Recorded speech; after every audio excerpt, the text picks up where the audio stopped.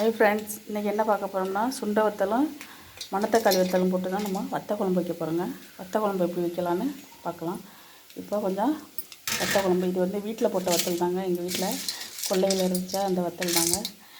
இதுக்கு தேவையானது 2 தக்காளி நறுக்கி வச்சுருக்கேன், 2 வெங்காயம் நறுக்கி வச்சுருக்கேன், கொஞ்சம் ஒரு பல்லு பூண்டு போட்டுக்கணும், ஒரு ஃபுல்லாக ஒரு இது. இப்போ இன்னும் சட்டி அடுப்பில் வச்சு வெந்தயம் போட்டுக்கலாம். அதுக்கு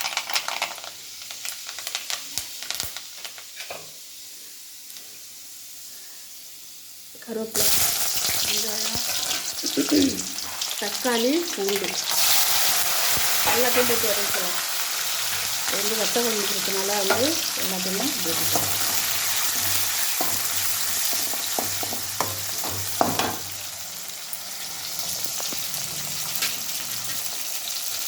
இது வந்து அப்படியே போடக்கூடாது. இந்த வத்தலை நம்ம வந்து தண்ணி விட்டு கழுவி வச்சுக்கணும். ஏன்னா காய வச்சத்தில் வந்து தூசி வீசிட்டே இருக்கும், மண் எதுவும் பட்டிருக்கும். அதனால என்ன பண்ணுறோம், இதை வந்து நம்ம வந்து கொஞ்சம் கழுவிக்கும்.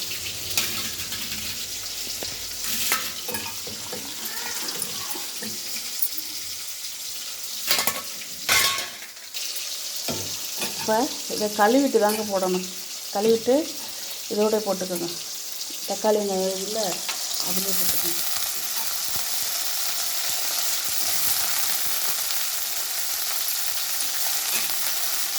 இது கோடை காலத்துலலாம் என்ன பண்ணுவோம், நம்மளுக்கு என்ன கிடைக்குதோ அந்த வந்து வத்தல் போட்டு வச்சுக்கணும். இப்போ குழம்புக்கு பச்சையாக எதுவும் காய் இல்லையா, டக்குன்னு இதில் வந்து 2 தூக்கி போட்டு நம்ம குழம்பு வச்சிடலாம்.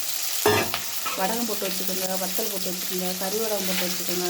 எல்லாமே வந்து கோடை காலத்தில் வந்து ஏப்ரல் மேல வந்து போட்டு வச்சுக்கோங்க. நான் அது மாதிரி போட்டு வச்சாது. இப்போ வந்து வத்த குழம்பு வந்து கொஞ்சம் கம்மியாக தாங்க வைக்கணும்.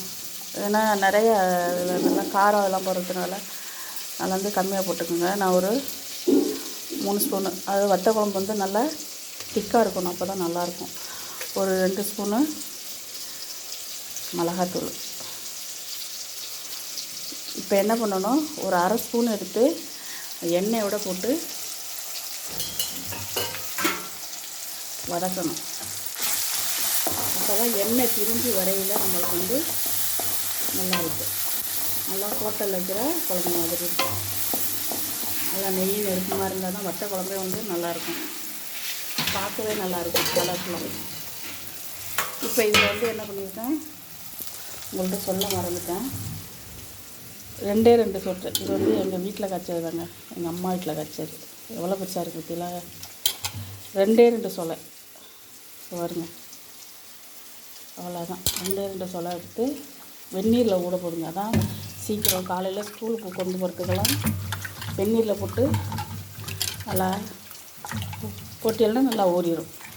அதனால் நான் வந்து வெந்நீரில் போட்டிருக்கேன். இப்போ காலை சாப்பாட்டுக்கு தான் அதை ஸ்கூலுக்கு கொடுத்து விட்றதுக்காண்டி டக்குன்னு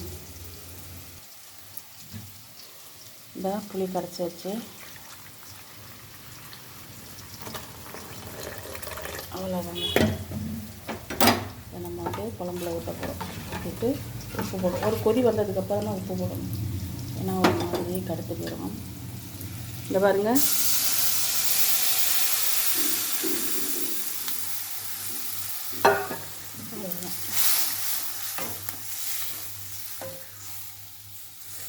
இது கொதிக்கட்டும்.